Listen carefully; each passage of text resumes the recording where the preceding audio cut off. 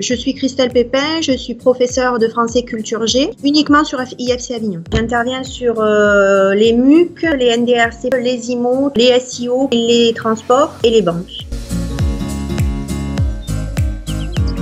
Moi, j'ai un support qui est d'habitude exclusivement papier, c'est-à-dire que j'ai un cahier avec des cours qui sont préparés plusieurs mois à l'avance, puisque faut savoir qu'en culture G, on change chaque année de thème. Moi, mes cours, ils sont prêts, je vais dire, en totalité à la fin du mois de novembre. Ils se composent de cours plus de documents qui viennent s'insérer au cours, avec des œuvres littéraires, des essais, des films, des vidéos. Donc, avant, je dirais, la crise sanitaire, tous mes cours, ils étaient papier.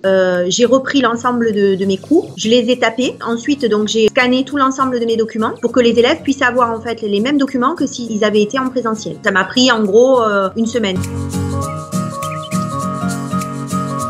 J'utilise les dépôts de cours, les dépôts de fichiers, les liens URL et les petites vidéos qu'on peut insérer à l'intérieur des cours en fait. Parce que quand mon cours il est interactif, quand je le fais en présentiel, donc je voulais garder tous les supports vidéo que j'avais utilisés. Alors moi personnellement, je suis pas quelqu'un de très branché nouvelles technologies. C'est vrai que là, ça m'a obligé un petit peu à aller voir ce qui se passait sur le fonctionnement de ces plateformes, comment on pouvait enseigner autrement. Je trouve que c'est une autre façon d'enseigner qui peut être complémentaire à celle que l'on a en présentiel. Donc en fait, ça c'est le cours de banque de deuxième année, avec donc au fur et à mesure le cours sous forme de fichiers, les documents, des liens pour aller voir des reportages. Ensuite, on peut donc mettre nos contrôles, mais là en fait on peut aller en ligne, donc on peut le modifier quand on en a envie. On peut, si on a envie, changer de sujet.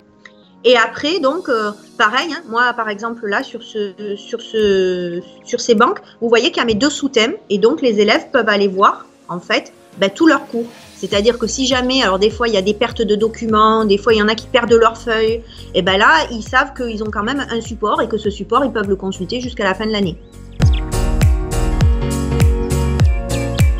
C'est le fait de ne pas avoir les élèves en face, parce que parfois l'élève il va plus facilement nous appeler en classe quand il n'a pas compris. En même temps, l'atout, moi ce que j'ai remarqué, c'est que des élèves qui prenaient pas forcément la parole en classe, peut-être par peur de dire une bêtise ou peut-être par peur de prendre aussi la parole devant les autres, là à travers les chats par exemple, ils vont plus participer au débat. Et ça, je pense que ça m'a révélé des élèves qui n'étaient pas forcément des élèves participatifs. Oui, pour ce qui me concerne, les cours ont été et seront exactement les mêmes que s'ils avaient été en classe. Ils n'auront pas perdu ni sur le contenu des cours, ni sur les explications, puisqu'on peut compléter tout ce qui est le support et visuel par de la visio. Ça va me permettre de mettre encore plus d'interactivité à l'intérieur des cours. En fait, on va pouvoir aller télécharger plein de choses. Je vais pouvoir leur dire, allez voir en même temps donc telle vidéo sur YouTube. L'autre jour, il y en avait un qui avait mis la visio et qui était chez lui, assis sur le canapé, avec sa couette. Enfin, vraiment, j'avais l'impression d'arriver chez lui au milieu de son salon, quoi. C'est un peu perturbant par le fait qu'on quitte le cadre d'enseignement classique. Mais finalement, moi, je pense que c'est aussi peut-être une autre façon d'aller toucher des élèves qui sont pas forcément amis avec, je dirais, le rythme scolaire. On peut apprendre de chez soi, quoi.